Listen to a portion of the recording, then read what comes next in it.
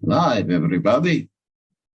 Apologies in advance to all the Yu-Gi-Oh players out there. We're gonna shit on their favorite cards. No apologies. You deserve it. You know that you deserve no it. quarter given. And I will 10 be your host seasons for in a today. movie is Morty. I'm going to be showing these Magic players some Yu-Gi-Oh cards, and they're going to have to try and figure out if they are meta-defining, niche, or semi-relevant, or complete and utter trash. Magic players, may you introduce you and say your credentials while playing Magic? My name is Jonathan. I've been playing Magic for the past 10 or 11 years. These days, I mostly play casual commander games and not so much 1v1, to be honest. Hi, name's Yugioh. Been playing since Return to Ravnica in 2012. Started out a bit more competitive. Nowadays, also play mostly commander. Those of you who play any Magic know that that's basically universally applicable. I would say that from the three of us, I would probably say that I have the most experience with actual deck building and stuff like that, but David, you can dispute that. Hi everyone, I'm David. I'm a certified level 2 judge. If it interests anyone, I've been playing since also Gate Crash, which is 2013, more or less. Like Yugioh, I also started competitive at first, and then I returned to the casual commanders late night games. Ladies and gentlemen, the Parliament has assembled. If you're wondering about my qualities as a Yu-Gi-Oh player, I play casually. Wish me luck. All right. Are you fellas ready? As ready as I'll ever be. All right. First, tell me, how familiar are you in general with Yu-Gi-Oh? How well do you know it? Just from kind of pop culture osmosis. I saw 2 episodes of Yu-Gi-Oh, and I know that Exodia was a thing. I have a few friends who play Yu-Gi-Oh, and mostly what I heard them is ranting about the busted mechanic, like Synchro, and not Synchro, the one with the 2 numbers that you put them on the side, and then you just summon you spam a bunch of creatures. Oh, we'll get to them. Don't worry. Xyz, I think it is, right? We'll get to them. Don't worry. Okay. I was very into the anime when I was younger. Still kind of am. I think that the original holds up. I have had a lot of Yu-Gi-Oh cards as a kid. I did not know what they did, and I have not checked since. Oh, yeah, me too. I also had Yu-Gi-Oh cards as a kid. Yes. I did, and I also did, and I donated them to an elementary school. Yeah, I used to play a lot, presumably played it all wrong. Then again, maybe that's the right way to do it. Yep. I'd argue that it is, but Yep. Fight me. That's what we're here for, I guess. All right. Are you ready to look at some cards, gentlemen? Yay. Let's go. All right. We're going to start off small and kind of build up from there. So the first one we have here is a true classic. The ace monster of the king of games himself. We have the Dark Magician, a dark attribute level 7 with 2,500 attack and 21,000 defense. Gentlemen, is this card meta-defining or absolute trash? I think it's absolute trash. It's such a high cost for no abilities. I mean, yeah, that's the thing. It's actually a vanilla. I mean, I know that the anime hyped it up and made it a main thing, but at least when I heard it from other Yu-Gi-Oh players, they basically said that it was a big joke. Actually, this might be a bit of cheating on my end, but I do know that Yu-Gi-Oh loves doing use this specific monster, this specific iconic monster. My girlfriend's friend has a whole deck that has a bunch of cards that say use Blue Eyes White Dragon, do a thing. So I'm guessing that Dark Magician was good at some point, probably didn't hold up, and has nothing to do with its stats, just because it's the Dark Magician and there's a bunch of support. But that's my guess. All right, gentlemen, you are all indeed correct. Dark Magician was and still is pretty bad, mainly because of what you mentioned, David, as it is a level 7 requiring attributing of 2 monsters. For that, you can get a Blue Eyes White Dragon that has 500 more attack. So I was wrong about the theory of the You are right, because Konami loves to milk their IP. They made basically an entire large and branching series of cards that rely on having Dark Magician. Was and that are deck any ever of them good? good? Are any of them good? Were there any of them One good? or two. One or two. Is it a meta-defining deck? No. This is a bad card. We are starting off with this has essentially never been good outside of like playground caveman Yu-Gi-Oh, where we used my to play favorite format. unsleeved on the pavement. Yes, pavement Yu-Gi-Oh. Yes, that's the best type of Yu-Gi-Oh. That's my favorite format. The only one I have any experience with. So yeah, Dark Magician was and still is pretty bad, to the point where they have done anything in its archetype short of making a retrain of this card, like a better version of Dark Magician. So that's 1 point for everyone. We're not keeping points. Well, I don't know why I. I don't think this is a competition, to be honest. Yeah. We're not keeping points. This is just for my own entertainment. We're not keeping points, but I'm winning. No, you're not. So technically, I would be losing, I guess, in this situation, since I went on a limb and was wrong. All right. Okay, so we're just definitely losing. Our next card, another iconic card from the anime, Karibo, a dark attribute, level 1 Fiend, 300 attack and 200 defense. With the effect during damage calculation, if your opponent's monster attacks, quick effect, you can discard this card. You take no battle damage from that battle. So it's essentially a fog. Yeah, that's it. This seems like niche. The only reason I think this card is good is because if I'm not mistaken, throughout many sets, this card actually got a lot of support. I actually remember owning the Karibo level 10, for example, when it's like strapped to a dragon skeleton, something like that. And I actually think what? I don't know how to dragon skeleton. You see like a dragon skeleton and the rib cage holds a tiny Karibo in it. Give me a second. So anyway, it doesn't seem to do anything on the battlefield. So just the fog effect, I guess. Yeah. Yeah. This is it. Here it is. Here it is. Yeah, this is exactly the card. Yeah, we can also look at Winged Karibo level 10. It's Winged Karibo level 10. Yeah, that's the I forgot that's the name. That's the one that Jaden had for some reason. Exactly. Yes, exactly. It's the one that Jaden had. But we didn't fish with the regular Karibo. Yeah, let's go back to let's clear our place before we get to desserts. Gentlemen, Karibo, good. I think this card has had enough support to be actually a meta deck. At least it's I'm gonna say niche. I'm with Ido on this one. It seems like a useful effect, but will only be very specifically to counter specific things. Or like to build up the combo or something like that, right? Maybe like in very dedicated combo decks who want to survive at any cost, I guess. Well, gentlemen, like Fog and Magic. I'm afraid you are all wrong. It's bad?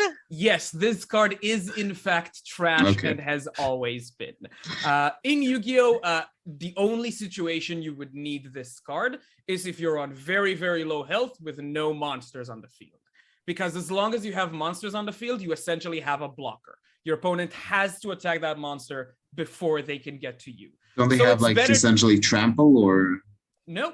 There are monsters with we call it a piercing effect, where they can attack a defense position monster and inflict the difference. Defense position, right? Yeah, but usually you would just summon things in attack position anyway, so it rarely matters. Well, I've been got by the milking of the anime. You did touch on a point, Jonathan. They did make an entire archetype out of Karibo, which has always been trash. Yeah, they also reprinted the first Yu-Gi-Oh instance of NFTs, which is just this guy in different colors. It's not actually, but no, not actual NFTs. I think I've seen that they riffed on that in another point of my vast knowledge of Yu-Gi-Oh is Yu-Gi-Oh Bridge, and they riffed on that a few times. Yes. Okay. Is it real or not? Are there really NFTs? They're not real NFTs, but they're essentially multicolored Karibos. Yes. I'd guess there are like Karibos NFTs, but probably not by the company who made them. Probably. And Okay, that as long as they're not by the official company. All right, and since we already mentioned him, Winged Karibo level 10, gentlemen. So I mean, it's like a level. How much is it? Like 10 Right. stars? You can't wait. Let's see. Cannot be normal summoned. Must be symbol summoned with Transcendent Wings during your opponent's battle phase. Quick effect. You contribute this face-up card, so it needs to be on the battlefield. Destroy as many attack position monsters or your opponent controls as possible.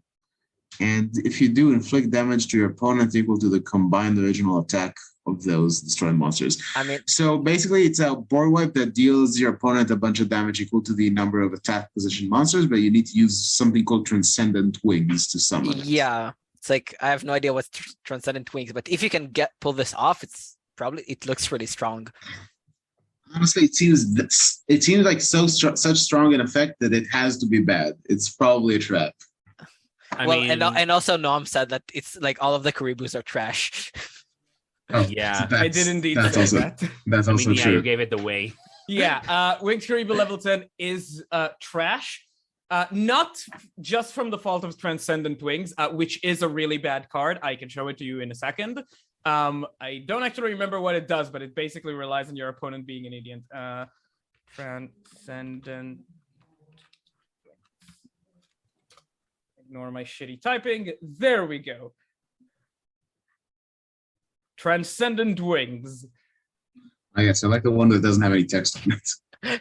Yeah, the smallest one possible. Presumably from the manga. Yeah. The anime. I always wondered, like they all in the anime they always had the cards with like the little symbol on them and no text. All right. Like, how do you remember this all is this? essentially And your now after summoning. playing, This is essentially your summoning condition for that big beater. Send one face up or face down Winged Karibo you control and 2 cards from your hand to the graveyard. Special summon Winged Karibo level 10 from your hand or deck. It negs you -3. 4 actually, right. because you have to run this in your deck. And summon Winged Karibo, which is essentially Karibo from before, but I think there's like one difference. He has wings. Yeah, I think it can negate effect damage, but I'm not sure about that one. No, it didn't say anything about that. Just destroy the all of the attack position monsters. No, the original Winged Karibo can, I think, discard itself to negate effect damage or gain you life or something. Anyway, you have to put 2 shitty cards in your deck that don't do anything.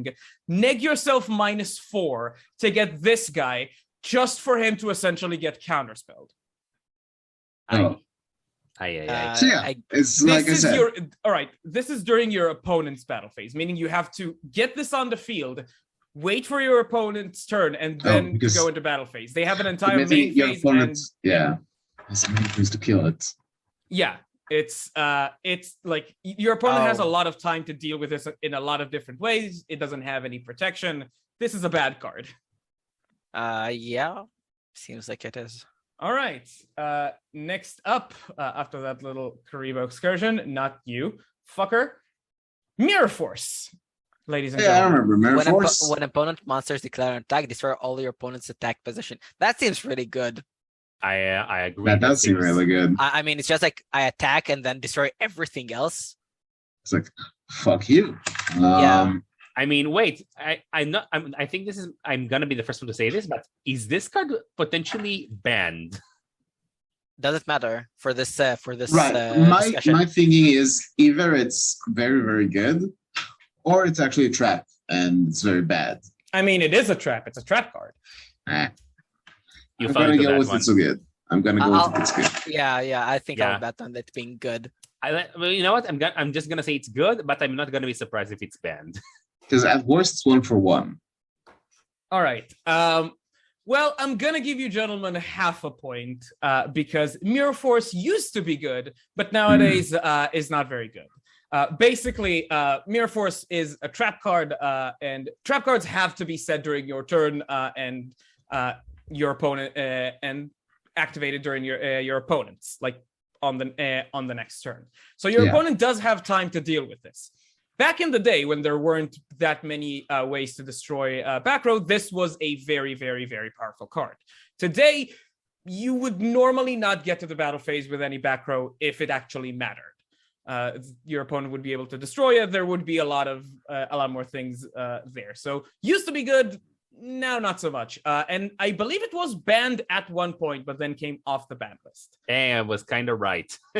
So you would say that anything that requires like sticking around, like all trap cards are essentially bad. Not all of them. Not all of them. Unless they have like flash, I guess. Not just flash. Trap cards that are good are usually either have flash. We might look at a good trap down the line. But they either have that ability of flash or they stick around and cause some sort of large effect. One of the best traps in the game was called Gozen Match, where if we look back, Gozen Match said you could only control one attribute of monster on the field. So you could only have dark monsters out. And that mattered to a lot of decks that had various different attributes. A hate card, basically. Yeah, it's a floodgate. Most people hate it. There's another called Macrocosmos and things like that. All right. Our next card. Give me a second. We're gonna be ramping up a little bit. Where is it? There we go. Super Polymerization. Discard one card, fusion summer one fusion monster from your extra deck using monsters from either field as fusion material. Neither player can activate cards or effects and respond to this card active. So first of all, it has like forget the ability like split second. Yeah, split second. That seems really good. I mean, I remember the original version of this card, which just called Polymerization, which is this card exactly minus the can't be countered. It's this card minus the can't be countered, and Polymerization can use from your hand or field. This can use your opponent's field. I feel like this is, and then I think, what? You can just steal someone's from either field in a mirror match. That's I feel like that's very good. But I will say it feels to me like a situation where there was a bad card and a bad archetype, and they tried to push it really, really hard. So either this is good, like very good, because again, I tend to say that it is because it has a split second text on it, and I know that like responding to shit is very important in Yu-Gi-Oh! Or they push it so hard and then just gave up on it because it wasn't good enough. So I feel like this is a kind of last stand kind of card for I mean, this archetype. It depends on like the strength of fusion summons, because it's also true. There's a lot of aspects beyond this. At worst, it's a neutral because you discard a card and you remove one monster from their board or something like that, and then you but I'm guessing you need to have something to fuse into, right? Or can you fuse just anything? All right, so I guess I'll be explaining the extra deck now. So unlike Magic, Yu-Gi-Oh has a mistake. Yeah. So unlike Magic, Yu-Gi-Oh has an extra deck, which is essentially 15 cards of either Fusion, Synchro, Xyz, Link, or sometimes Pendulum. It's weird. Worlds. Different. These are usually either boss monsters or extenders. They're essentially a 15-card pile that you have access to, provided you can fulfill the monster's summoning conditions. One of those is fusion monsters that usually require 2 or more materials. I see. But what are materials? Are there specific cards or just cards of a type? Depends on the fusion monster. Some of them can be specific, some of them can be very broad. They can require anything from 2 named monsters to just 2 monsters. I mean, so I'm gonna say this is good. Yeah, I also think it's good. It's like, especially since this is like something that doesn't take space in your actual main deck, so you can always just put something that needs just 2 random monsters, and this card can just be instant speed removal. And also, or like if you're lucky, you can just like do like one of the better summons, better fusions, just like specific names. Yeah, I think it's really good. Seems very good. Yep, I agree. Well, you're kind of right and kind of wrong. This card is niche and more specifically meta dependent. Mostly because just getting rid of an opponent's monster usually isn't good enough in Yu-Gi-Oh. Something has to do more than that. So you would tech Super Polymerization along with a good fusion if people are playing a monster you can use as material. So a while back, there was this very, very dominant water deck that basically made your opponent not be able to special summon monsters, and people teched this into it to steal that water monster and use them as material for a very, very good monster. Outside of that, it hasn't really been seen play these days. Mostly, Really? these days it's mostly not played because the meta isn't very relevant, and you don't want two cards in your deck, one taking up your extra deck slot and one taking up your main deck slot, to go into a monster that doesn't do anything other than provide removal. You want that monster to stick around and do something. Otherwise, it's just something your opponent rolls over, or you want something to do with it. So this card is quite meta dependent. However, you are kind of right about that archetype thing, because this originally belonged to Jaden in the edgy part of his life. They made basically a better version of this years later, but that's something for a later date. That all seems weirdly ridiculous. Like, this destroys anything and gives you a creature for basically free, and it's not good enough. And you can't respond to it. It's crazy. 1 second. Yeah. Sorry. Like, again, if this just destroys an opponent's monster, there are a lot of ways to get around that without countering this. And again, you want the monster you summon back. You can't. I thought you can't respond to it at all. You can't respond to it, but a lot of big, strong boss monsters tend to be unaffected by stuff, or have a way of being unaffected, or something like that. I see.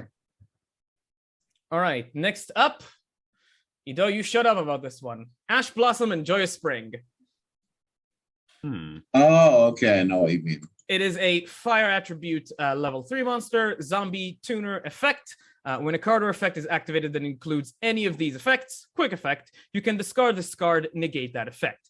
Add a card from the deck to the hand, special summon from the deck, send a card from the deck to the graveyard. You can only use this effect of Ash Blossom and Joyous Spring once per turn. So, like, you can have like multiple copies of stuff in your deck. Yes, the maximum 3 or something. Yeah, it's 3. The max is 3 for every card. So you discard this card to like not let your opponent draw a card. Special summon, free counterspell essentially. Yeah, or send a card from the deck to the graveyard. I mean, with the power level that we've seen today so far, destroying a monster isn't good enough. So is this good enough? I mean, what I see here is a card you discard for free to negate 3 different kind of abilities, which I think is pretty good. Special summon is anything that's not a regular summon, or is it like one type of not regular summon? Basically, thing, there's normal summoning and special summoning. Normal summoning you have once per turn. Special summoning is basically anything else. The closest thing I think Magic has to this card is Fairy Macabre, and that only exiles 2 cards from graveyards, and it's still a card that sees a lot of sideboard play. I think actually I'll take a risk on this. I think it's really good. Yeah, I think I really hope so, because otherwise I'm whack with this trying to understand Yu-Gi-Oh power levels. Well, you are both right, and the reason I told Ido to shut up about it is because I complain about this card constantly because Helena has a copy. This is the Yu-Gi-Oh version of a staple. This is a card that, like, basically every deck that's like competing at any sort of competitive level will run. This is a card that has been a bane of Up Yu-Gi-Oh's existence every day since it came out. And it warped game design afterwards. Cards were designed with this card in mind. It was that powerful and still is.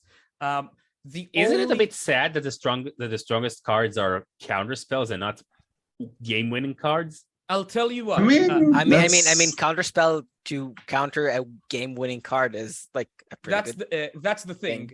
Yu-Gi-Oh started very very slow with basically the only forms of countering things being trap cards, which were very very slow. Still very powerful, but very slow. And cards like this have forced the designers of Konami to come up with ways that archetypes or series of cards can still play around this. So a lot of decks you would like use this, and your opponent would still have a plan B. Then shouldn't they like ban this if it's like meta warping? because it sells packs, dude. This card?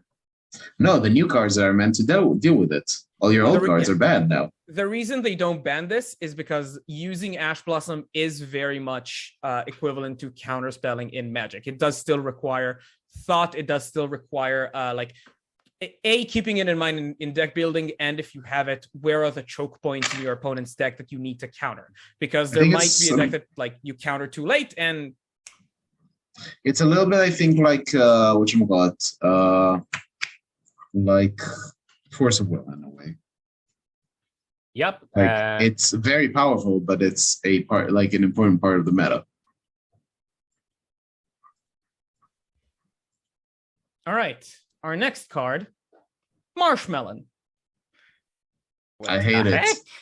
Cannot Cannot destroy destroy the battle. battle.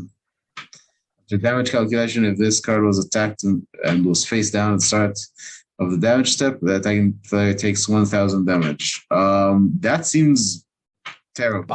I don't know, like if it's 1,000 damage is like an eighth of your life total, I think. It's eighth of your starting total. We start with 8,000 life.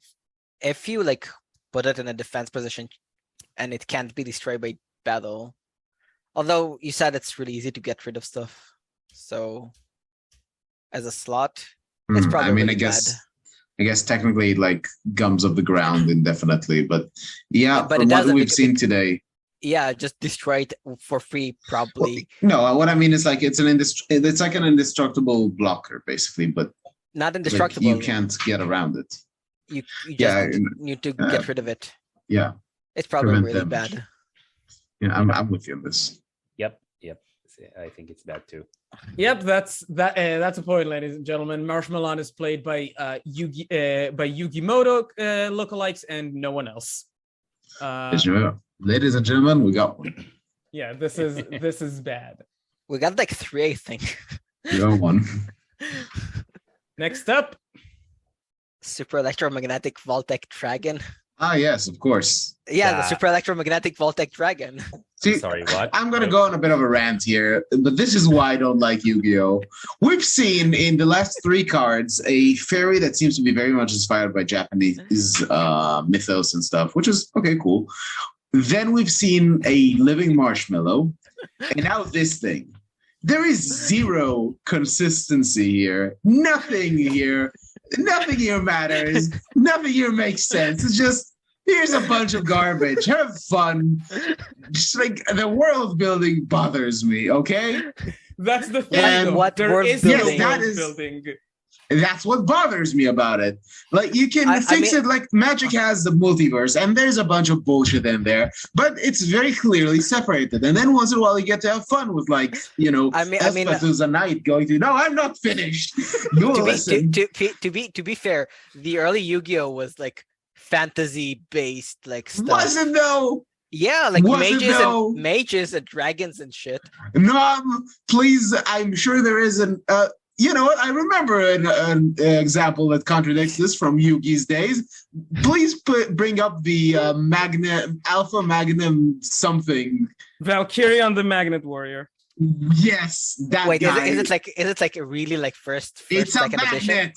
It's like I don't know. It's at least early enough for me to know. There was also the something. XYZ robots that Also, from yes, the Voltron. No, XYZ wait, cannon. our XYZ like also really early. Kaiba uses them in the show against Yugi when it's still the original run. This guy is like from early on. Yes, please retract your statement. I retract my statement. Exactly. We'll go over Valkyrion. That's what I thought. No, no, Because no world building in Yu-Gi-Oh. That's yeah, it. I will Just tell random, you what. random shit. Random Yeah. garbage. Yu-Gi-Oh, the way they do stories in cards is There is none. weird. It's either gonna be kind of thematically relevant, like they have a deck that I love that's called Super Quantum. That's essentially Power Rangers, and yes, you build a giant Megazord. There's no other way I can put it together. But Sorry. they don't really connect them. They kind of did a few times, but it didn't really work. They had like they had like one set that was kind of themed, but not really. I think that what Yu-Gi-Oh goes to is like, I summon this card and I just like ignore the fact that I have like max with mages. Just forcefully ignore the fact. Yeah, Like, what yes, does it I summon a does? dragon and then a Magnet Warrior and then a magician and then whatever this thing is. All this aside, what does the card actually do? All right, I have Super no idea. Electromagnetic Vaulttec. Doesn't matter. It is a light level 5 thunder monster with 2400 attack and 1000 defense. If you tribute summon this card by tributing one of the following monsters, it gains the appropriate effect. Batteryman D, negate the effect of a spell or trap card that targets this one card. Batteryman C, during battle between this attacking card and the defense position monster, whose defense is lower than the attack of this card, inflict the difference as battle damage. So trample. And Batteryman Double A, this card gains 1000 attack. I mean, this seems. What's the pretty first bad. one? This card Negate the effect of spell or trap. This seems terrible. This seems really actually it's 5, so only enough to. I mean, I this think seems stats for bad. cost, you think it seems not that bad. I mean, Yeah, but I feel like Yu-Gi-Oh doesn't care about stats for cost. I mean, it's like the best thing that you can do this is like trample once. I mean, I think it's really bad. That's my guess. I think so. Unless there's like some special combo specifically with this card, it's really bad. No, we haven't gotten to that card yet, but you are right. This is very much a bad card. Mostly because of what you've lined. Yu-Gi-Oh cares very much about sacks, about killing monsters for effects, because unlike Magic, Yu-Gi-Oh has 5 monster slots, no more. So notice. Yeah.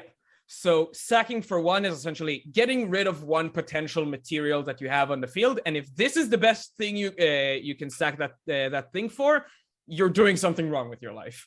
It Yikes. either negates a spell that only targets him, which would apply on some occasions, but it's only one of them. It's only once per turn, essentially.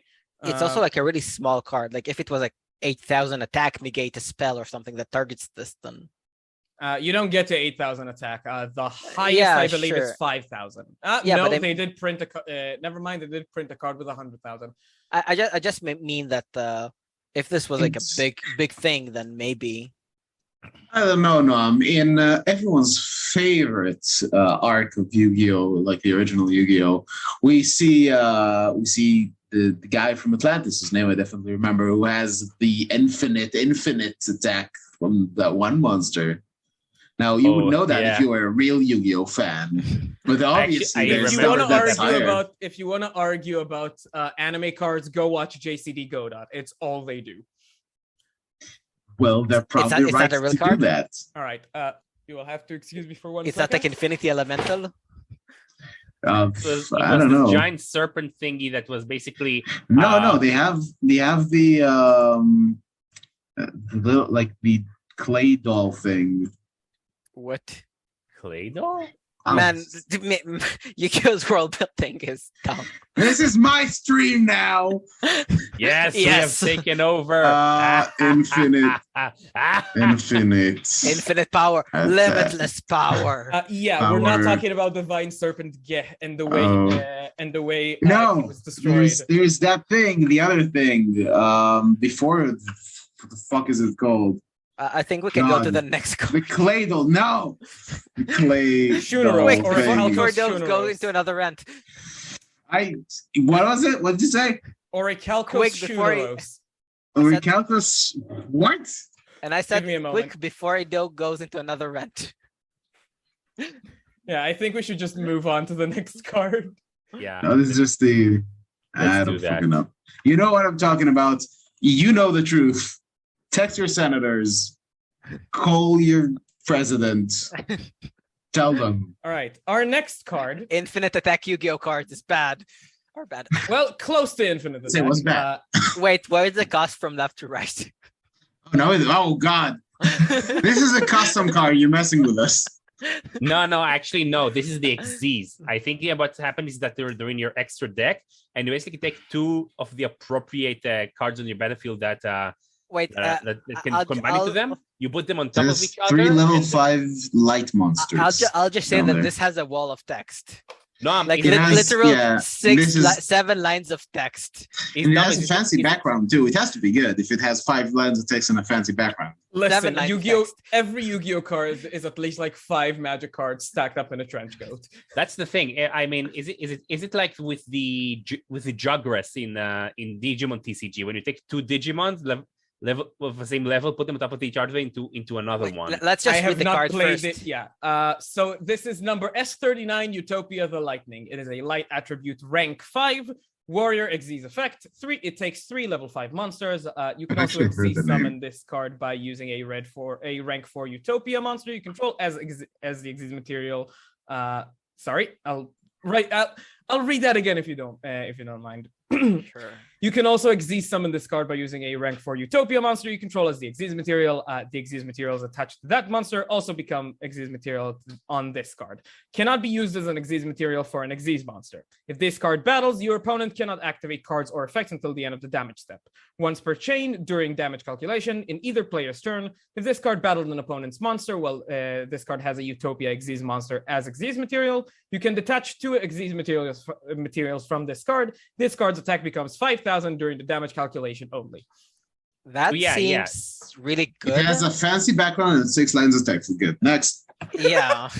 I think it's good because silence your opponent. Yeah, sorry, Johnson, please. I think this card is good is because I think mainly because of I know how it works like with sources and with the similar in Digimon. So I think basically the fact that you use 3 monsters for this Xyz means it basically have 3 activations for its ability. So I think and it becomes notice it does detach 2 for that 5,000 effect. It detaches 2, not 1. Okay, so it can do it once. You can do it once. Okay. I mean, it's a silence effect for your opponent during the battle step. I don't know how important the battle step is, the damage step. But it seems like so far it's pretty important. This kills the Marshmallow. See, another reason to like it. This does kill the Marshmallow. I actually think it's pretty good. Yeah, I think it's good too. Like some kind of sort of combo deck. I don't know if there's haste in Yu-Gi-Oh or something like that, but it seems to be Yu-Gi-Oh doesn't have summoning sickness. Yeah, I think that everything has haste. So it seems pretty good. Like 5,000 attack. I'll take it. Lines of text, fancy background. Well, you are sort of right and sort of wrong. This card was very, very, very good for a long time. Yes, because of that silence effect, and because through basically having any 2 level 4 monsters on the field, which is not a hard bar to fill, you can get to one of these with 4 material easily, giving you 2 activations. That, coupled with the silence and 5k effect, made it a very, very good option of getting anything that can be destroyed by battle just off the field. Just run this into it, your opponent can't do anything about it, and you're gonna have more attack than them. Recently, though, it hasn't seen that much play, mostly because it does after it sticks on the field during your opponent's turn, you can pop it quite easily. It doesn't protect itself during your opponent's main phase, and so you can just get rid of this card, and you've wasted a bunch of material on something. You got something on the field, but you didn't disrupt your opponent on their next turn, and if they manage to live to that, you might be screwed. So it used to be very, very good and has been the bane of my existence for quite a few years, but you don't really see it around anymore outside of rank 4 decks. See. All right. Wait, so Yu-Gi-Oh doesn't have any rotation, right? Yeah, Yu-Gi-Oh does not have any rotation. We do have a ban list, which is quite extensive. So power creep all the way through. Power creep all the way down. Yeah, Yu-Gi-Oh has quite a lot of power creep. The way I like to describe it is that Yu-Gi-Oh the Yu-Gi-Oh rotation isn't through sets; it's through types of metagame. So like a really good control deck will come out, and everyone will play it. Like an amazing combo deck will come out. Some weird, bizarre card will suddenly alter the meta around it because it weirdly became good by a card like years later. That sounds miserable. It's miserable. It's fun. It is fun. I'll tell you that much. It's not. At least for me, it's not really fun on the meta level. But just casually, there's a lot of different decks that do a lot of different things, and that's where I sit best. I'll just incorrectly quote you in saying that Yu-Gi-Oh is not fun because it said it's not fun. Yu-Gi-Oh is not fun. Nom Halil 2022. Circa 2022. Yeah. All right. And we talk about this card. Why does it have arrows pointing over? All right. So listen. Fancy frame 6 lines of text. We've gone through this. It's a good card. But the last one was now situational. It was no, but it used to be very good at its time. It had the moment to be meta defining, right? From what I understand from what you were saying. Yeah, it had quite a few moments where. So there you go. That means that we're right. All right. When I say we, I mean I was right. We have Crystron Halka-Fibrax. It is a water attribute link 2. It requires 2 monsters, including a tuner. If this card is link summoned, you can special summon 1 level 3 or lower tuner from your hand or deck in defense position. But it cannot activate its effects this turn. During your opponent's main phase or battle phase, quick effect, you can banish this card you control, special summon 1 tuner synchro monster from your extra deck. This is treated as a synchro summon. You can only use each effect of Crystron Halka-Fibrax once per turn. Wait, so if I have several of them, I can summon 1 or several? What? That's the bit you didn't get? Yeah, that's the bit I didn't get. What? You can only use each of effect of Crystal and whatever. Once per this guy.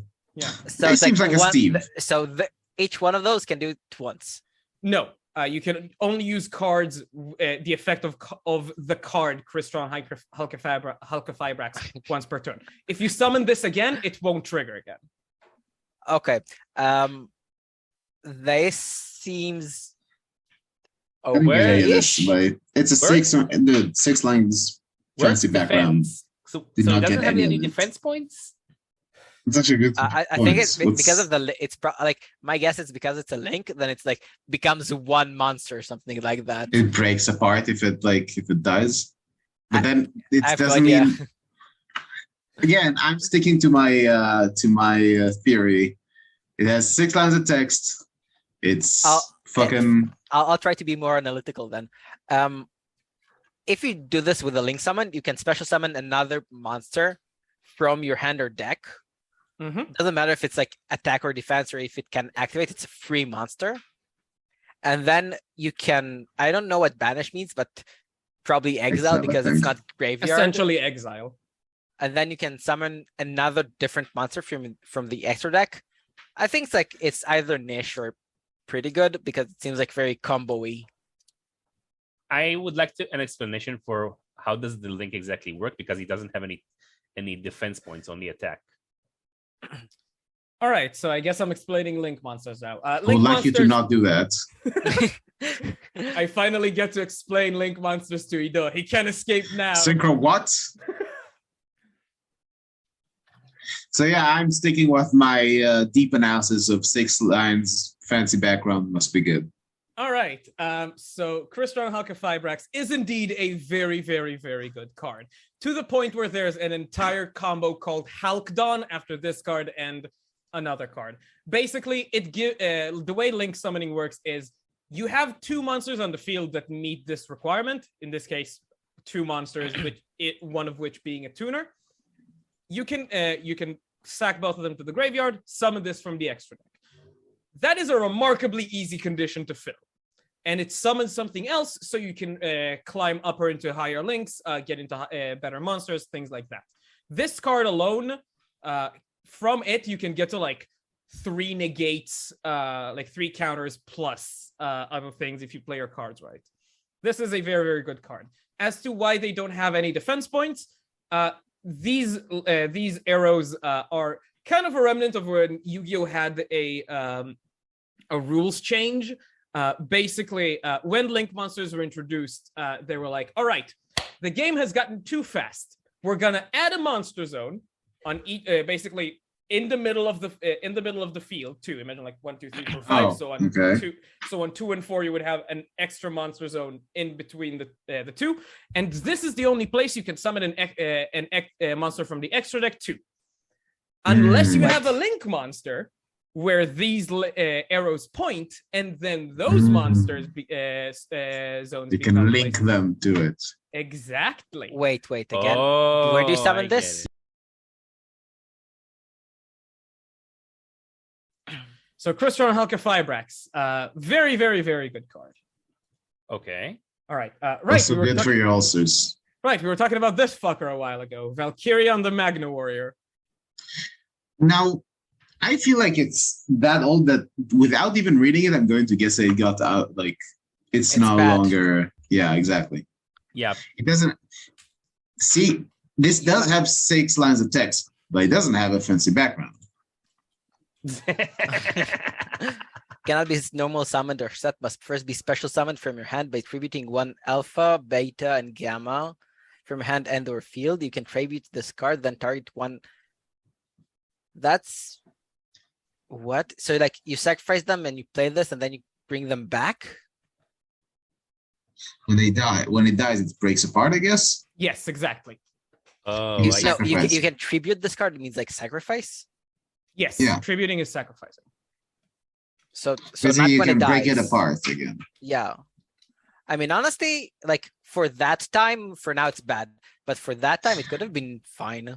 I don't know, like you need to sacrifice 3 specific creatures for it. I feel like it's too slow. Even for everything is specific creatures in this in Yu-Gi-Oh, as we saw. No, that's not true. Many of the things are. Unless I'm misunderstanding, most things like tributes are. This is basically like tributes are whatever you want usually. Yeah, that's true. Again, I say that like for whenever the game came out, this could be fine. I feel let's start with this. This is absolutely unplayable by today's standards, that's for sure. Yeah, I'll give you that. I'm guessing it still used to be too slow when it came out. Indeed. Even when it came out, getting 3 specific monsters on the field was very, very hard. And today, when it's no longer that bad, the payoff doesn't matter because this thing isn't good. Yep. All right. Our next card, Red Eyes Dark Dragoon. The fuck is this? It's not a dragon. It's a. Is this just a bad? It's a maroon. Is this a bad scan or is it always like this? That is the foiling. Oh God! Yikes! No, that's like the Yu-Gi-Oh foil. It's really bad. Terrible. Is it? Yes. Like, is this just how it is? Yep. Dark Magician. I just noticed you need a Dark Magician, a Red Eyes Black Dragon, or a or 1 dragon effect monster. That's like the cost. Yes. Cannot be destroyed by card effects. Neither player can target this card with card effects. During your main phase, you can destroy 1 monster opponent controls, and if you do, inflict damage to your opponent equals to that monster original attack. You can use this effect a number of times per turn, up to the number of normal monster used as fusion material for this card. Once per turn, when a card or effect is activated, quick effect, you can discard 1 card, negate the activation, and if you do, destroy that card. And if you do that, this card gains 1. This seems really good. I see free activation by discarding. I think it's good. No, it's like you can't destroy this. You can't, like, your opponent can't target this. This has Shroud. And then, like, during your turn, just bop their monster and ping them for that much damage. Yep, I think it's good. I think that's really good. It used to be. Well, I think that we have to pre-assume that we're talking about when it came out, because from what I understand, there's just an unsustainable amount of basically, well, removal. What do you call it? Not removal, but power creep to the point where like it's nothing at the moment. Like nowadays, is Oh shit! You have this stupid anime called which just counters this because it's a special summon, isn't it? It's like fusion. Oh, the super polymerization. No. Is this special summon Ash or a regular Blossom. summon? This is a special summon. Yes. Yeah. So the Ash Blossom just counters this. So you build up to this like super amazing card and then like just counters it. Yeah, but that's true for everything, I suppose. Okay, let's go back to what I was saying. I think that let's assume that everything is too weak by nowadays standards. That is this old, which this seems very old. Maybe it's just the picture you've chosen because it's. Really no, bad. it's actually a pretty new card. Is it? Yeah, it's a okay. like So it's just 20. I think either 2019, 2020, from what I remember. I mean, I have no idea how hard it is to summon the Red Eyes Black Dragon or one Dragon Effect monster, but assuming it's possible, I think it's also to like say like it's Joey's card if I remember correctly. It was like Joey's crappy dragon that he got off of the dinosaur guy for some reason. This is Dark Rex, Magician and Red Eyes together. This is Joe and Yugi. Yeah, this is a Joey X Yugi fanfic. I suppose. The point is very much like its wielder. It has 6 lines of text, but no fancy background, which means it's bad. I think this could be at least niche, or like exactly niche because it's like it's too much too many hoops. I think. I mean it's so much good stuff. It's like free removal. This can't be destroyed basically because can be destroyed by card effect. But it can be countered. Well, everything can be countered. Yeah, but you need to have 2 level 7 monsters to fuse into it, or at least Dark one Magician level 7. Is like level 5, right? It's no, level 7. Level 7. Again, I have no idea what those cards like. Sure, but if you can pull this off, it's pretty good. But it's a very teamy card. I agree. Well, yeah, if you can pull it off, of course. But I think you can't pull it off. Is my point. I still say it's niche. Jonathan, I'm gonna say that maybe it was good for its time, but then its time is 2019, 2020. Oh, then I say it's niche. I think it's niche. Well, Jonathan and David, you are correct, but for the wrong reasons. The thing with Red Eyes Dark Dragoon is that it's quite a weird card. It did see a lot of meta play, but only because it was the best option for another incredibly easy card to summon called Predaplant Verte Anaconda, which basically allowed you to dump a fusion card from the deck to the graveyard to copy its effect. Then you have another card that can summon this out very, very easily. So cheat it out. Yeah. So it is a bad card. I was right. It's a good card, but it was not very situational, but it was the best out of an option that you just had. So people ran it because getting to Verte Anaconda was really bad. However, on its own, it's bad. You can't. The question is it meta defining or is it bad? It's niche. I'll take the win any day. Indeed. Basically, something replaced it very, very quickly. Well, not very quickly, but quite quickly, called Destroyer Phoenix Enforcer, which basically did everything this does, but better, and allowed you to create a very, very annoying block for your opponent. I like the fact that this card was printed like at most 3 years ago, and now it's just so there's a new card which is this but better. Yeah, Yugioh does that. No, it's for the slot. No, I feel like this is for the slot that it takes, which is like fusion monster you can use for this very specific effect. This is a niche effect. I don't think it's a niche effect. It's just a niche cost. All right. Oh, it's a niche thing. It's literally a niche that lets you activate a powerful card that needs something very specific. Card destruction. Both players discard as many cards as possible. Discard their hand, then draw that many cards. So it's a wheel effect. It's a wheel effect, but it's a set number. It's not a set number. It's just your hand your hand. But the thing it's is, a set number as in like you don't get to get more if your opponent has more cards. Like it's not a wheel effect. It's a So it's not good when you were low on card. It's good when you have a lot of cards that are not good. I mean, I think that either I don't know how many like res effects are in Yu-Gi-Oh, but in the end, you lose one card in this. Your opponent is like the same amount of cards, so you lose one card to basically mulligan your hand. But I do know that Yu-Gi-Oh doesn't have mulligans, right? Yes, Yu-Gi-Oh does not have mulligans. So it's like a mulligan. I mean, I think it depends. I think it depends if there are cards that like with dredge that maybe you want to dump into the graveyard. Yeah, so resurrect effects.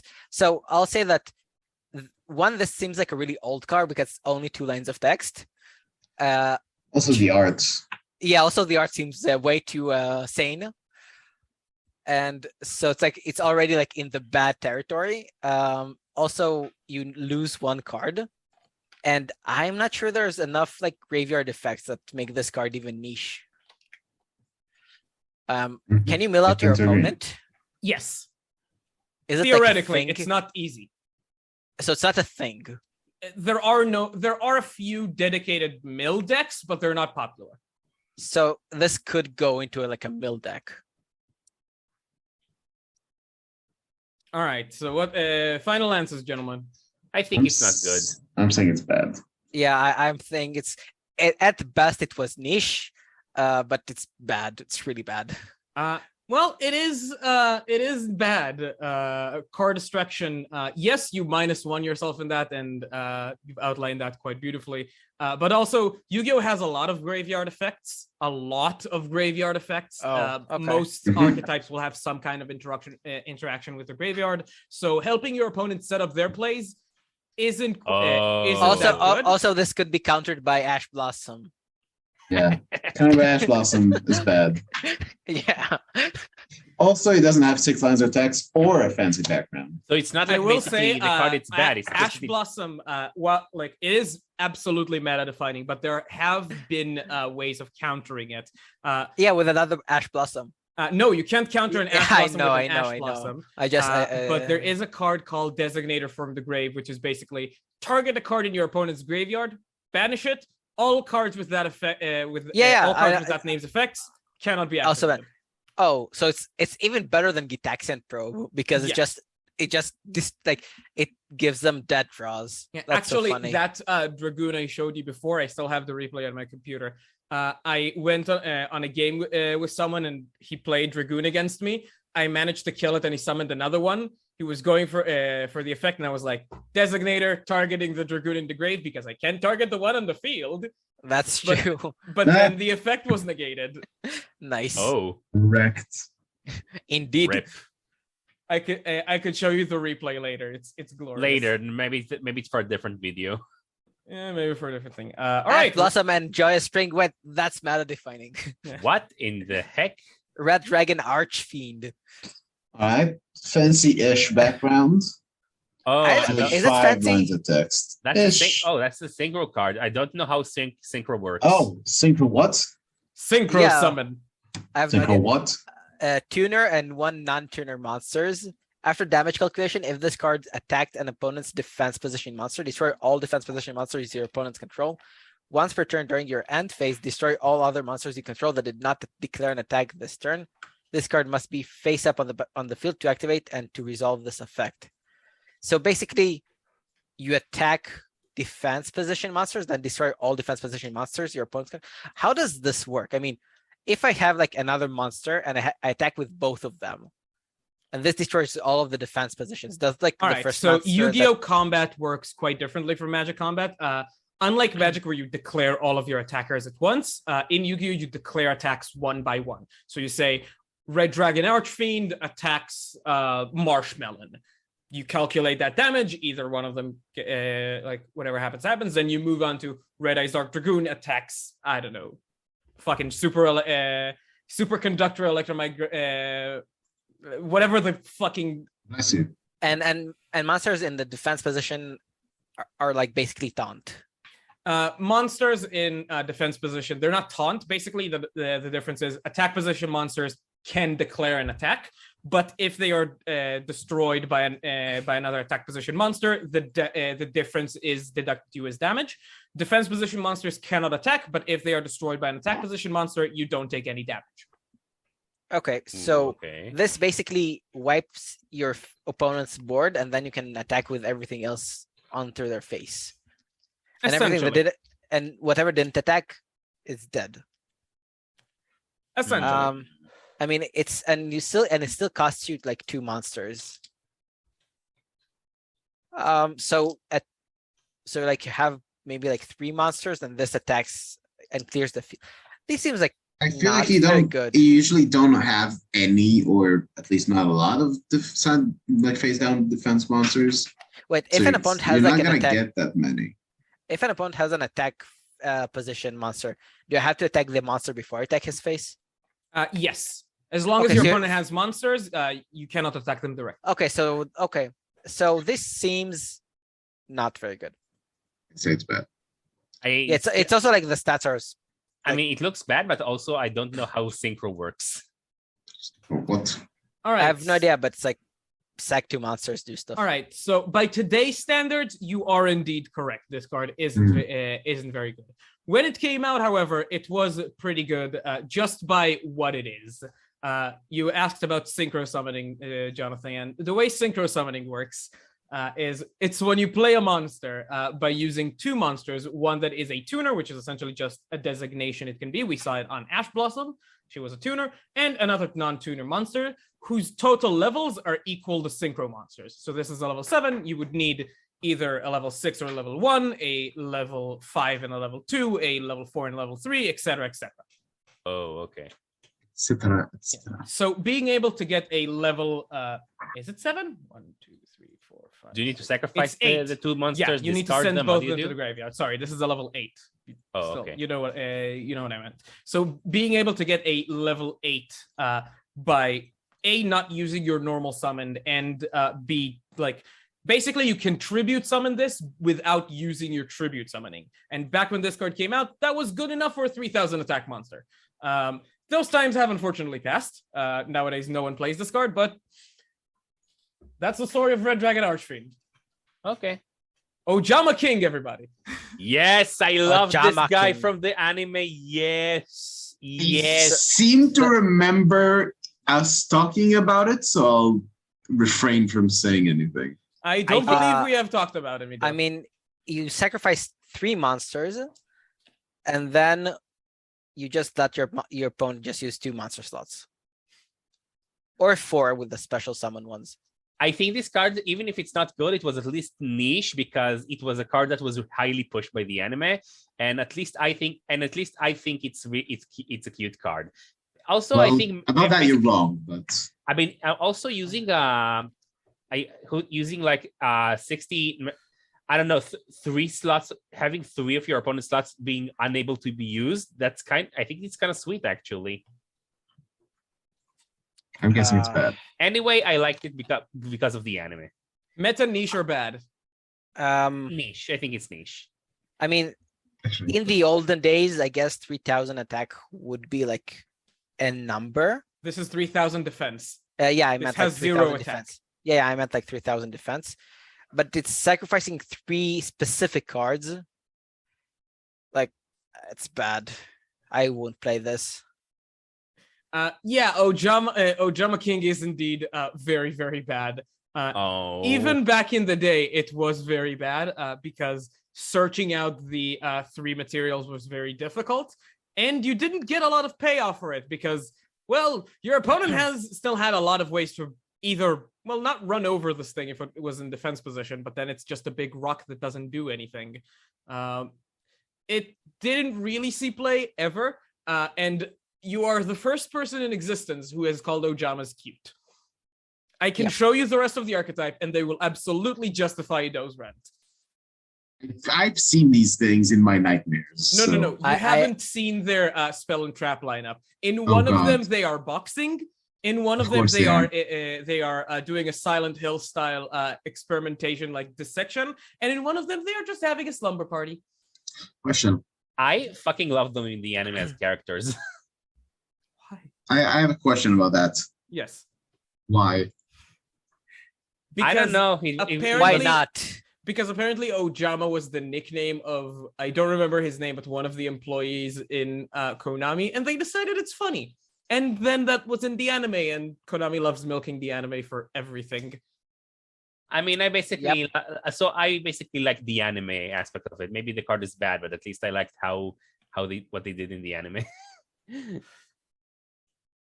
All right. Maybe I'll show you one later. Pot of Benevolence.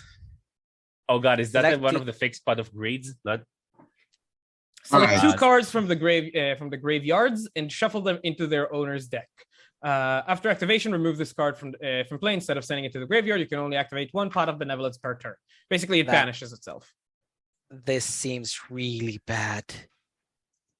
Like incredible. Like it's like you lose this card to return 2 random cards from presumably your graveyard to your hand, to the deck, not even to the hand. Like it's like either countering niche graveyard decks, because also I assume that they'll just use their graveyard that same turn. I think it's really bad. I think this is maybe being played as a hate card against opponents. Is it? Wait, spells are sorceries, right? Not instants. Right. Most like spells like this are sorcery speed essentially. You do have quick play spells which are essentially instants. I think this is really bad. I think I'll go for the safe option, which is niche, because I do think it's okay against on hating your opponent's graveyard shenanigans. Unless graveyard shenanigans are like meta defining, this can't be good. And even if it is meta defining, still it's like, I don't know. I don't think it's good. Seems too weak. Yep. And You know what? You're right. I do change. I changed my answer. It is kind of Like even if it was like at least banish all of the graveyard or something like that, maybe. But it's like shuffle them into it. They can draw it again. Yeah, I guess. Well, you're all correct. This is indeed quite a bad card. It sometimes is played nichely in like decks that really need recycling, but that's just not good enough for most things. All right, our next card, as she pops up on screen unannounced, El Shaddoll Winda. It is a dark level 5, a fusion monster, 1 Shaddoll monster plus 1 dark monster. Must first be fusion summoned, cannot be destroyed by an opponent's card effect. Each player can only special summon monsters once per turn while this card is face up on the field. If this card is sent to the graveyard, you can target 1 Shaddoll spell trap in your graveyard, add it to your hand. Honestly, that seems pretty good. It's okay. I think it's okay. I mean, when it dies, you get a card back. I mean, true. It has low defense though. And it like also stops your opponents from doing shenanigans. I mean, I do see what think this card is good. It's just that I think what we're having going into the power creep problem, that maybe it was released in a time when in the past where right now there's way better cards. That's true. Maybe for its time it was good. I think What my answer is is that it was its good for time? its time.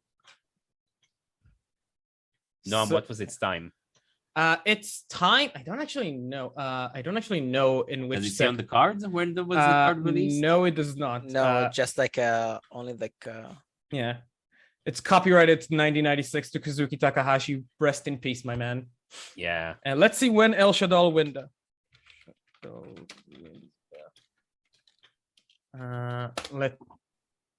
it does mention Shadow monsters. I don't know how good these are, but every time we see like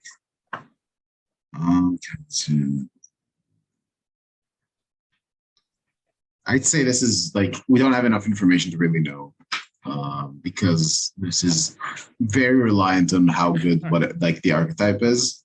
Yeah, I think agree it's at with you, least though. niche, honestly. So niche from David.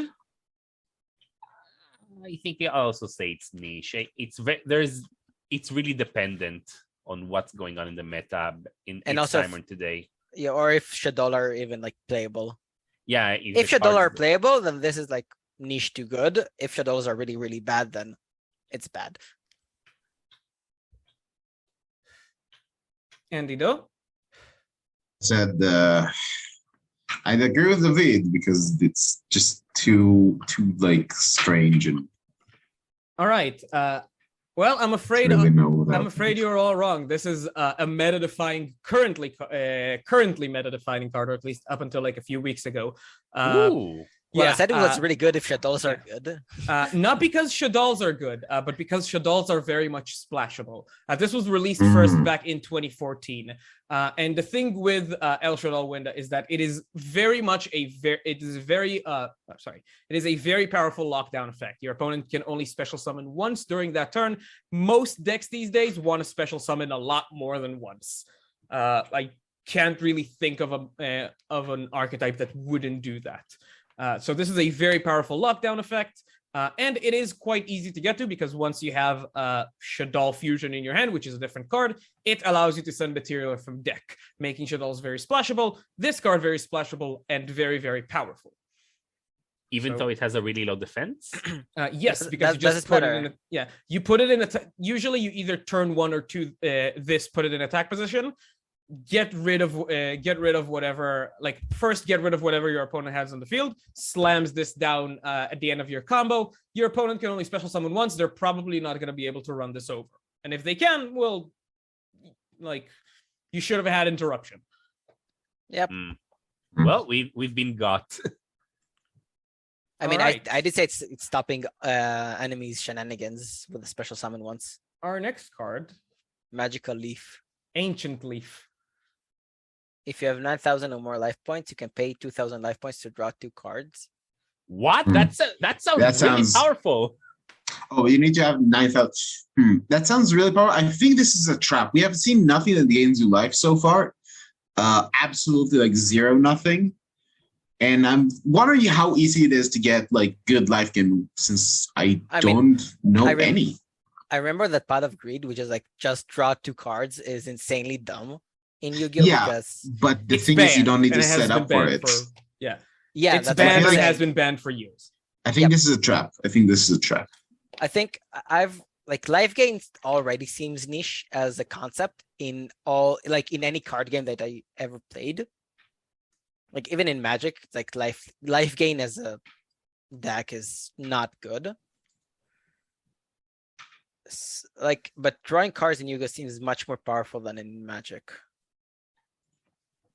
Well, how do you explain Righteous Valkyrie right now from Kaldheim? What?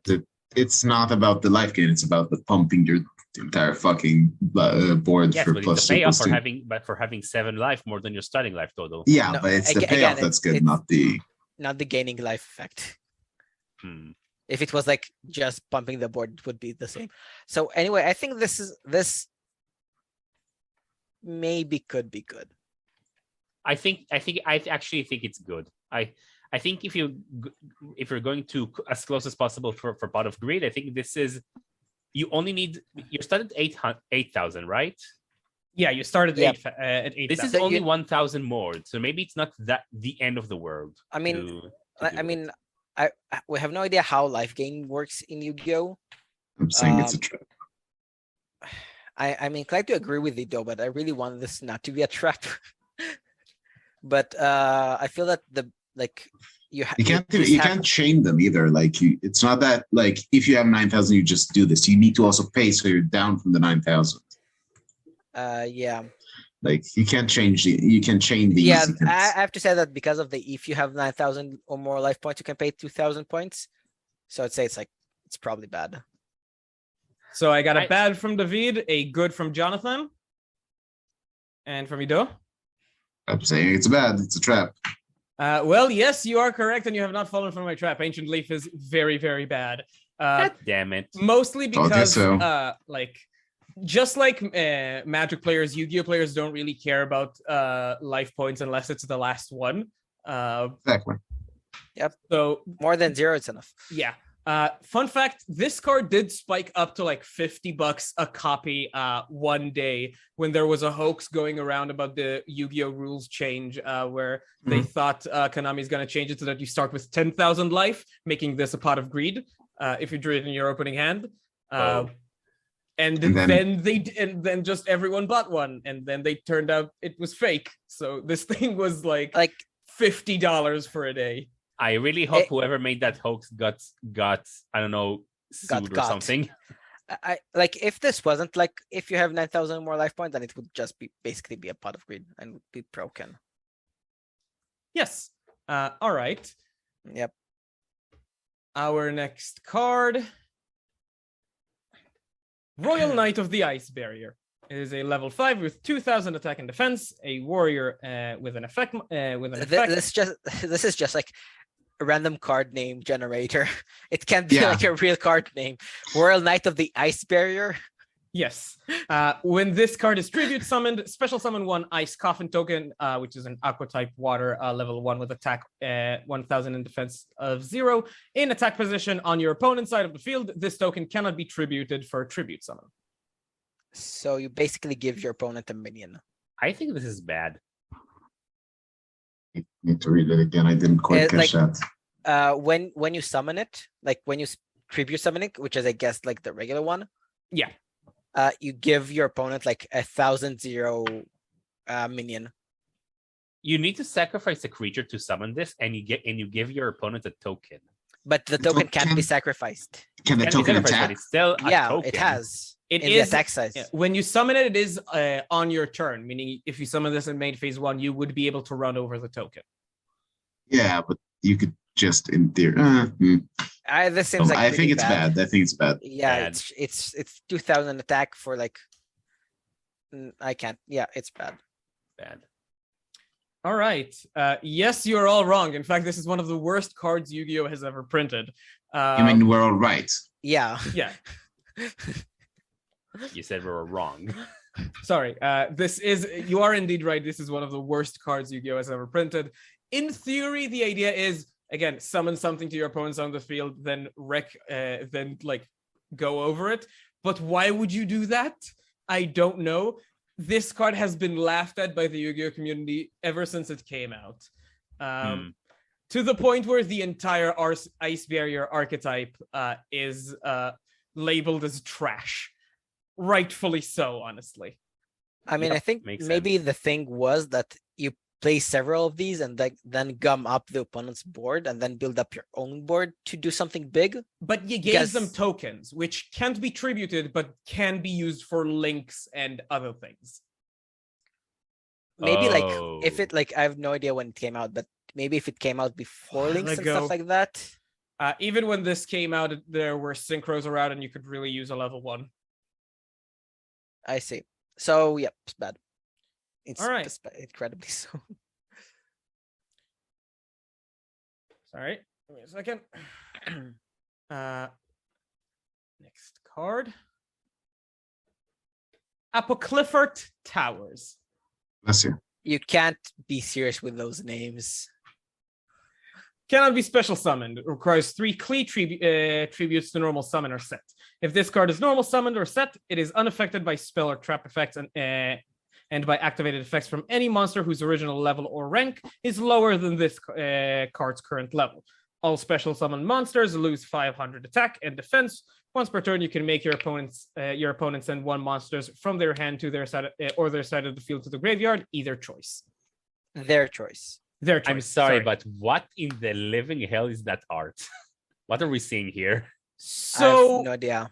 I'll show you another Klee card in a second, just because I already have it. But Klees are weird. I am not sure what they are based on, but they all have this kind of weird art, slightly geometric. So with exact designs. So basically this card is has hex proof basically from anything that's lower than level 10. Mm-hmm. And I guess traps are level 1 or something.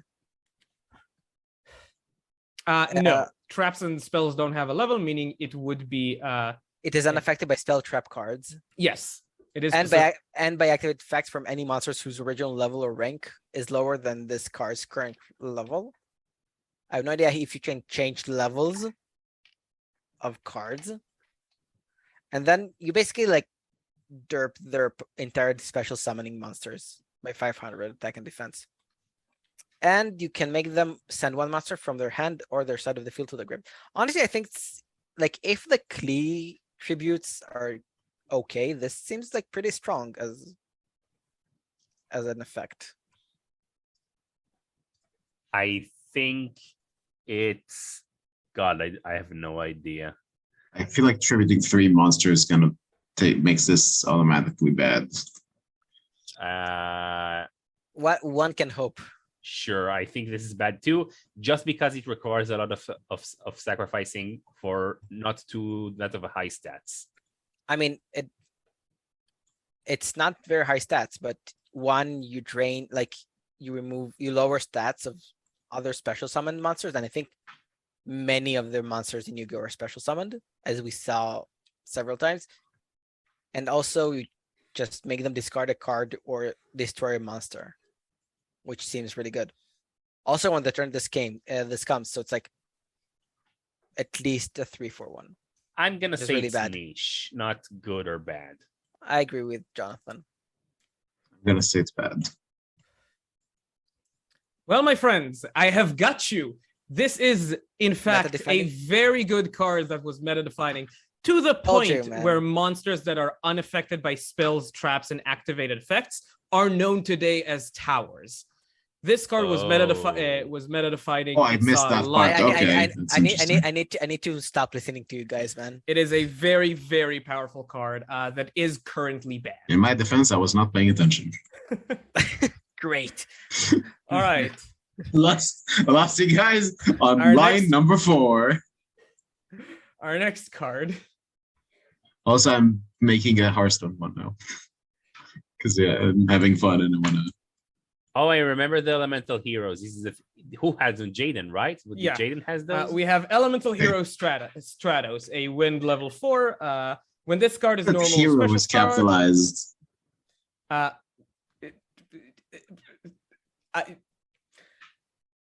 Yugioh. Like, ask Konami. Wow, this is Elemental really Hero good. Stratus. Yeah. Elemental Hero Stratus. When this card is normal or special summoned, you can activate one of these effects. You can destroy all spell trap cards on the field up to the number of hero monsters you control, except this card. Add 1 hero monster from your deck to your hand. That is really good. Yep. It's very good. But I seem to remember you saying that the heroes were bad. So I'm gonna say that's outsider information, you know. Yeah, like looking at the card, it looks very good, but I feel like you're trying to entrap us because I never said outsider information was out of the question. Aha. It's at sportsmanship behavior. Yeah, like I would have guessed that this is good. I mean, drawing cards from your deck to your hand is really this is good. tutor, right? Yeah, it's tutor. Yeah, but the thing is that it's a level 5 monster, a level 4 monster, which it's level 4. You can just plop it on the field. Yeah. Then it's really good. Level 5 needs some attribute. I'm going to say that, actually, despite the heroes usually being bad, I'm going to say that this one was actually pretty decent as kind of a splash and or the only thing redeeming for the tier 2 or 3 hero deck. So maybe the card was good, but you just plop it, search your deck for a bigger hero, and then play that bigger hero basically for free. I mean, you need to special summon because you've normal summoned it, but or at least because you can summon 1 monster per turn. Yeah, you can normal summon 1 monster per turn, and special summon is basically anything else that summons a monster, any effect, any other card. I still think it's pretty good, honestly. It's at worst it's replaces itself. At best, it destroys spells or traps, I guess. Although traps are not very popular, I guess. I have no idea. I think it was good when it came out. Jonathan? Yeah, I think I'm going with the card is good, but the archetype is bad. So I do think this card is I think this card by itself is good, but maybe the archetype was not good. Well, you are all correct, and Yugioh, you actually hit the nail on the head. This is a very powerful card that was banned for quite a while. Someone recently came off the ban list. So it turns out that searching a hero when summoned and destroying spell traps when you need it is pretty good. It sounds pretty busted. Yeah. Then and the most important thing about this, if you notice, this card does not say once per turn anywhere. Meaning, if you destroy this card and summon it again, you can do it again. If you special summon more than one, you can do it again. Well, Ooh. yeah. Yeah, pretty nifty. All right. You can like search like you can like play it wait, you can't because only summon once per turn. Well, if you manage to find other ways to special summon heroes, and there are quite a lot, it's good. Nice. Next up, Negalogia Double A Zeus. Holy. How many stars is that? This is too big to be good. It requires... Wait. I'll just quote Yugioh for a second. It has 6 lines of text and a fancy background. It's really good. Oh, actually, you got a point there. Okay, so it's really good. Hey, what is this website on between the art and the card text? It's DeviantArt. Yeah. Wait, is this a custom card? Is this a custom card? It's not a custom card. It's a custom art. It's not a custom art. This is basically what they use. The scan I found that was the highest quality. It's essentially someone just made the card like as a scan. Oh, wow. So it's 12 stars, 2 level 12 monsters. Wait, what? Ooh, that's a big cost. Yeah. Once per turn, and if an Xyz monster battle this turn, you can also Xyz summon Negalogia Double Zeus by using an Xyz monster you control as material. Transfer its materials to this card. Quick effect, you can detach 2 materials from this card, send all other cards on the field to the graveyard. Once per turn, if another card you control is destroyed by battle or an opponent's card effect, you can attach 1 card from your hand, deck, or extra deck to this card as material. Wait, it replenishes its own materials? Mm-hmm. That actually looks good. Only when cards are destroyed, only when cards on the field are, if another card on the field you control is destroyed by battle. Yeah, card effect. Damn it. But the cost is 2 level 12 monsters. I'm not sure how this like line of text works. Oh, Machine XYZ. How does the 2 level 12 Basically, the way Xyz summoning works is, in this case, you take 2 level 12 machine level 12 monsters on your field, stack them on top of each other in one slot, then plop this card on top of it. Those cards beneath it are Xyz materials, which in this case detach for. I mean, this is exactly how Jogras works in Digimon, because like this seems very expensive. 2 level 12 monsters, which I assume each of them it needs at least like 2 or 3 other cards. Depends on the monster, but yeah. Maybe there are ways to like cheat 6 or 7. Like that's the special summon. Maybe you can cheat this somehow. If you, unless like then it doesn't have materials or something. I have no idea how it works, but it seems way too expensive to be a good card. Mm-hmm. I mean, it does destroy everything else on the field. I tend to agree, minus the obvious fact that 6 text fancy background has to be good. Yeah, I think it's good too.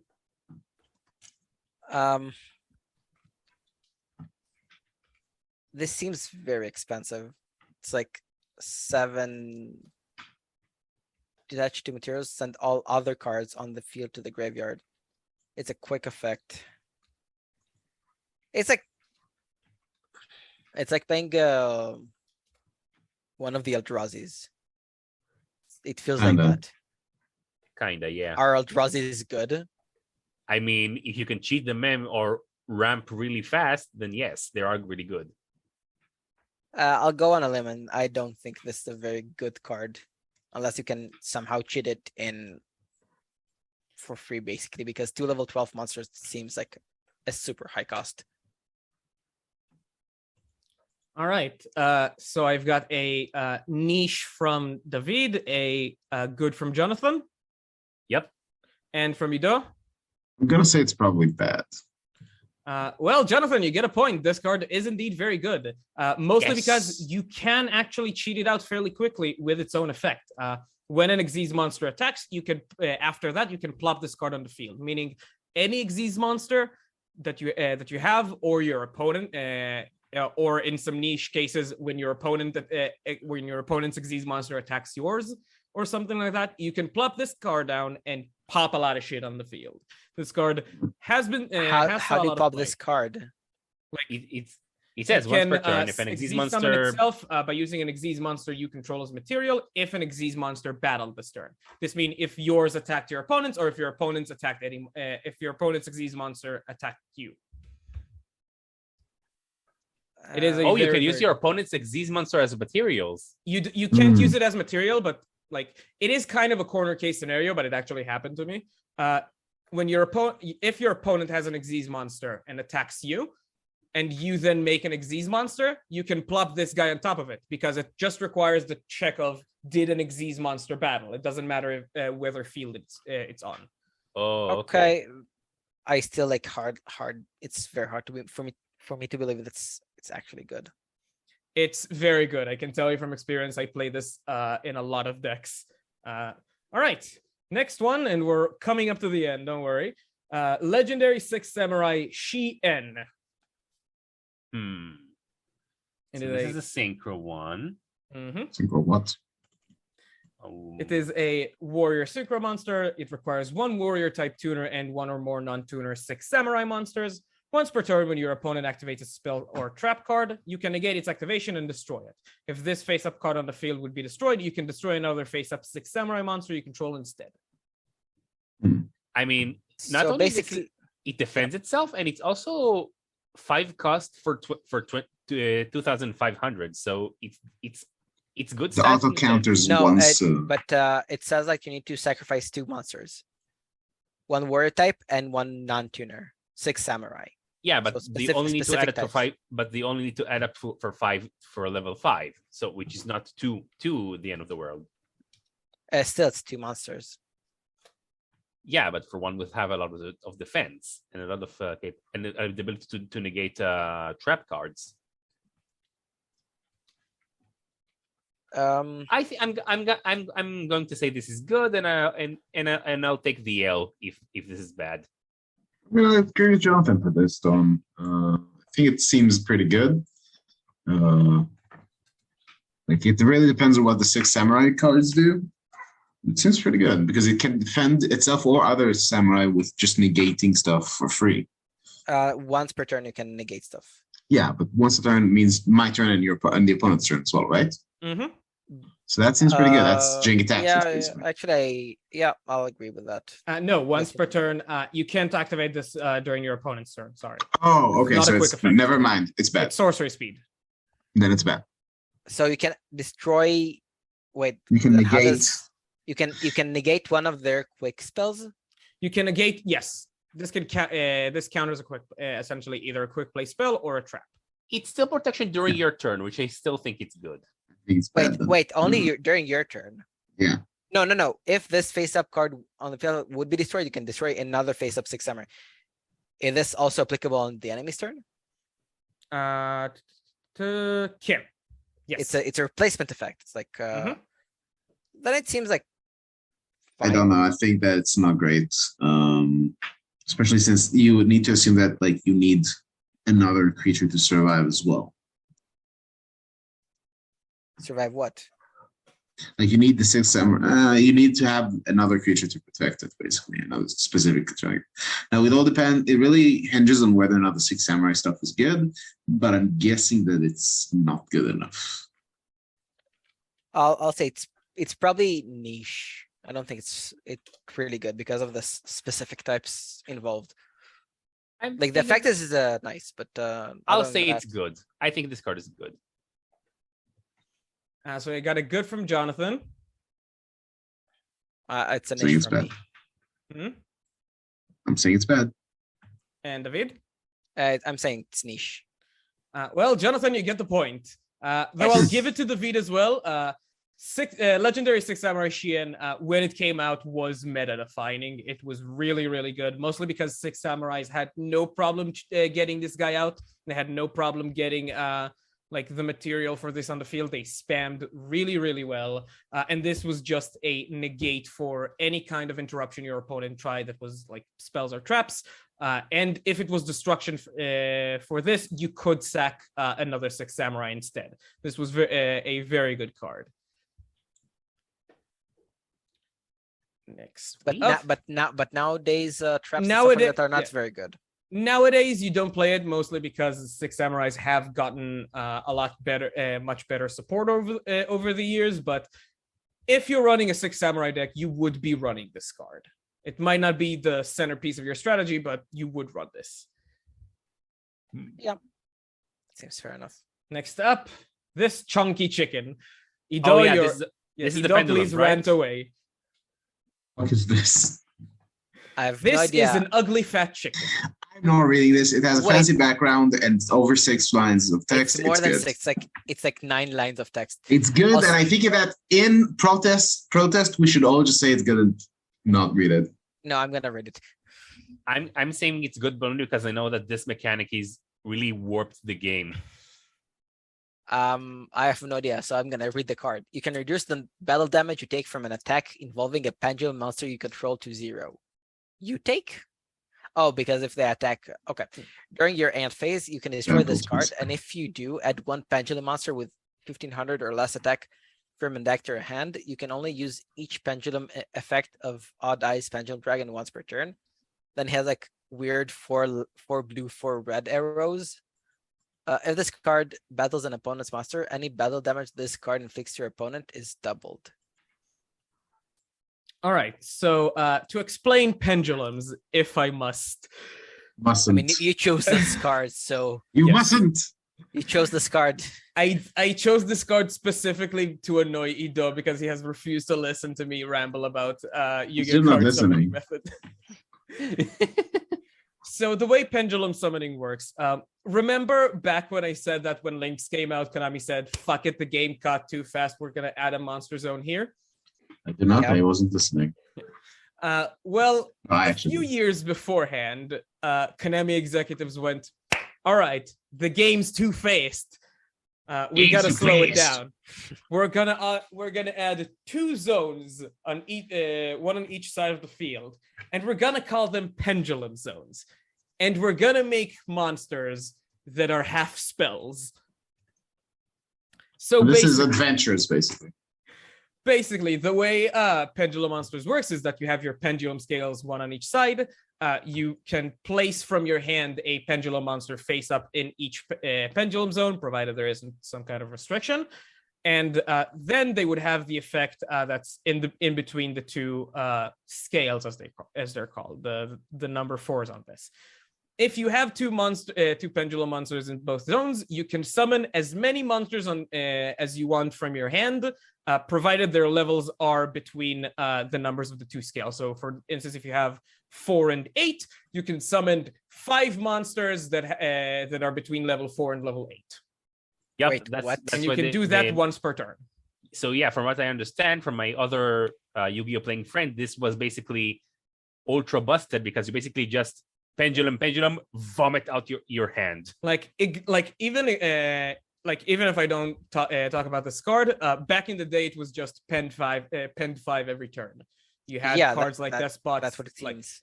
It was a very powerful mechanic that a lot of people didn't like and still kind of don't like.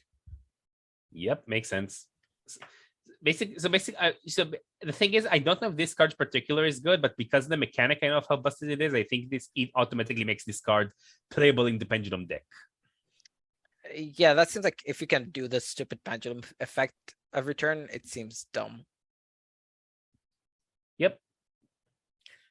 Well, the mechanic was busted, but unfortunately this card was not. This was actually the ace monster for the Yu-Gi-Oh show where this thing premiered. And it was not good. It was flat out garbage. Oh, really? It's a dumpster fire. It ain't good. The only reason you run it is because you need it. Well, yeah, it's a pendulum with a number on it. That seems good enough. Tricky. So you basically took the powerful mechanic and gave a bad card from it. It's pretty smart. Next up, Zodiac Rat Pier. Zodiac? Yes. Zodiac. Oh, it is Zodiac. I was looking at the screen for a moment, so I was like, yeah, and are you Rat mispronouncing it? No, it's Zodiac Rat Pier. I know. I see now. I see. I think the people in Konami either don't know English, which is probably the case, or are like, let's just randomly like bash the keyboard. I can't. Exactly. Like your you're correct on both of those statements simultaneously. Yeah, no, those. The way Yu-Gi-Oh cards are birthed into the world, really it's more summoned from the depths of hell somewhere in Konami headquarters. Synchro summoned. Yeah. Is that Pendulum summoned. Why not? Well, I guess it is up until now, because the popular myth was that Kazuki Takahashi, the creator, is attacked by spirits every night that force card ideas into its head. Then it has to like fulfill its demonic pact and create Yu-Gi-Oh cards to satiate this demonic beast. And like, they're Japanese. Maybe their English is not the best, and maybe sometimes they use puns. So when cards come to the US, they go through a localization team, and Zodiac. and those Like, guys. is she supposed to be like a rat girl or something? Yes. Oh, okay, No, so like- she does have ears. I see the ears now. It's very subtle. Yeah. Usually the Japanese have a lot more explicit, like the flavor the around rat. zodiacs is essentially the Chinese zodiac. Like there's okay, the rat no, one, I'm there's the turning dragon one, in. there's- I'm No, turning so- around on this so one. I it's think like- I like the pun. I like the It's I like a appreciate zodiac. the pun. It's a zodiac rapier, but because it's so A now rat it's spear. zodiac and a rat peer. No, because zodiac is because they're all animals, so it's a Yeah. zoo thing, and then a rat spear because it's a rat. That's the I rat one. take I'm turning around on the name. I take all of your turning back and turning back even more hard into the I really don't like this. All right, so Oh, it has zodiac text, look at rat that. peer. If this card is normal summoned, you can send one zodiac card from your deck to the graveyard. An Xyz monster whose original type is Beast Warrior and has this card as an Xyz material gains this effect. Once per turn, you can detach one Xyz monster from this card, special summon one Zodiac Rat Peer from your hand or deck. So how does it work exactly? How do you play? You play it for free, and then you put a Zodiac card from your deck to the graveyard, and then an Xyz monster. I like Xyz this. Have Xyz this monster as a- that has this as material can detach a material to search a Rat Peer. To special Oh, summon I get it. So one, this card can be used another from, one of this. from the Xyz monster's material, basically from its Yes. under it. Exactly. I like this. I Oh. think that That's this is actually kinda probably handy.